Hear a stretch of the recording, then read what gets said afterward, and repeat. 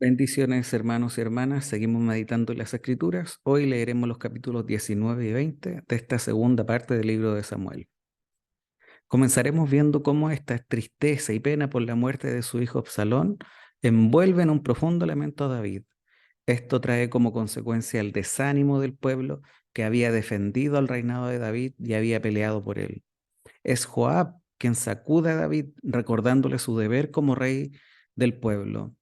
Joab reprende a David, pero sin el respeto y la deferencia adecuada que merecía el rey David. Esto nos debe hacer reflexionar cuando hay una falta tan evidente de alguien superior a nosotros, se puede y se debe conversar porque siguen siendo personas falibles, pero eso no impide que lo debamos hacer con respeto y humildad. No puede ser de una forma insolente o ruda como la que vemos en este caso. Sin embargo, sí vemos algo positivo y es cómo David toma prudente y mansamente esta reprensión y consejo. David actúa de una forma muy sabia, considera el consejo en referencia a su fondo, omitiendo completamente la forma. Esto nos debe hacer reflexionar cuánto muchas veces nosotros somos confrontados en algún hecho y le damos mucha más importancia a la forma que al fondo. También veremos cómo David no regresa inmediatamente a Jerusalén. Pareciera esperar el apoyo del pueblo para regresar. Este apoyo llega primero de las tribus de Israel, es decir, desde las 10 tribus del norte, pero Judá parece no estar convencida. Y al no tener noticias de esta, le pide a los sacerdotes Sadoc y Abiatar que fuesen a los ancianos de Judá y les incitasen a enviar una invitación al rey para que regresara a su casa. En este mensaje le piden que Amasa, el capitán de Absalón, se una al rey y éste será nombrado capitán por sobre Joab, quien como hemos visto se ha vuelto insolente y altío. El plan funciona y Judá invita a David a ocupar su lugar. En el regreso de David vemos como Simei, quien lo había maldecido cuando David huía, ahora viene a pedir perdón. Vemos un arrepentimiento y confesión de su pecado. Esto trae misericordia por parte de David, quien pareciera perdonarlo fácilmente. Al menos eso parece según este relato, pero ya veremos más adelante que esta historia no termina acá. Lo que sí es importante al respecto es cómo hoy nosotros estamos en Cristo, por lo tanto debemos comprender muy bien el perdón y la misericordia que hemos recibido. Esto nos ayudará a poder nosotros perdonar y bendecir a otros también. Cuando entregamos perdón ante ofensas tan claras e injustas, hará que incluso el hombre natural no lo entienda. Esto también le ocurrió a David cuando perdona a Simei. Abisai, hijo de Sarvia, le insistía que no debía perdonar, que debía ejecutar al ofensor. Y por lo tanto acá tenemos otro punto importante a meditar, porque el mundo siempre nos dará consejos que parecieran incluso tener los argumentos necesarios para que nosotros los consideremos.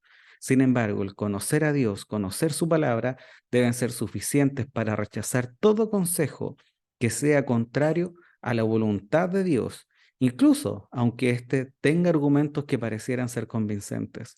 Nosotros nos movemos y vivimos de acuerdo a la voluntad y los mandamientos de Dios. Finalmente, en este capítulo veremos cómo David era acompañado por los de Judá en su regreso. David había invitado a la tribu de Judá a ser la primera que lo acompañara en su regreso a Jerusalén. Esto trajo consecuencias. Los de Israel tuvieron celos de los de Judá, sintiendo que David no les estaba dando todos sus derechos que les correspondían. Los dos bandos se disputaban entre ellos quién tenía más derecho a tener participación en los asuntos del rey. Los de Judá, por su parte, se declararon los parientes más cercanos al rey, mientras que los de Israel se declararon ser más numerosos. Los de Israel dijeron tener 10 partes, y de aquí se deduce que 10 tribus formaban lo que es conocido como Israel, o también llamada las tribus del norte. No se sabe cuál era la otra tribu en este momento que no conformaba parte de Israel, pero muchos están de acuerdo que en este momento la segunda tribu debía ser la tribu de Simeón, ya que estos tenían su heredad dentro de los límites de Judá. Los de Israel se vieron ofendidos en que Judá fuera la primera tribu en acompañar al rey. Cuando leamos el capítulo 20, vamos a ver que los celos de Israel fueron aprovechados por Seba, de la tribu de Benjamín, quien llamó a las tribus del norte a rebelarse contra David. Seba acusaba a David de no dar parte de su reino a las tribus del norte, lo cual era más una reacción de celos que cualquier otra cosa. Nunca es fácil poder complacer a todo un pueblo. Algunos sectores de la nación era mejor rebelarse que esperar. Que esperar. Absalón ya había dado el ejemplo. Ahora lo seguía Seba. El hombre de Israel, los hombres de Israel siguieron a Seba, pero los de Judá permanecieron fieles a David. En este capítulo veremos una traición y muerte más en manos de Joab nuevamente, esta vez para matar a Amasa, quien había sido nombrado capitán por sobre él por manos de David. Pero el objetivo seguía siendo el rebelde Seba. Joab encontró a Seba refugiado en Abel-met-Maaca, en el extremo norte de Israel, cerca de Dan. Mientras Joab y sus hombres golpeaban contra el muro de la ciudad, una mujer de Abel-bet-Maaca llamó la atención de Joab. La mujer termina salvando a la ciudad de la destrucción, haciendo que los mismos habitantes de la ciudad se encargaran de la muerte de Seba. Matthew Henry dice al respecto que la sabiduría no está confinada ni a un rango ni al sexo. No consiste en un profundo conocimiento, sino en saber actuar cuando surge algo, para eliminar los problemas y asegurar los beneficios. Hoy nos encontramos con esta mujer sabia que evitó la destrucción de un pueblo. Cuánto bien hace el poder reflexionar sabiamente y ver el bien mayor.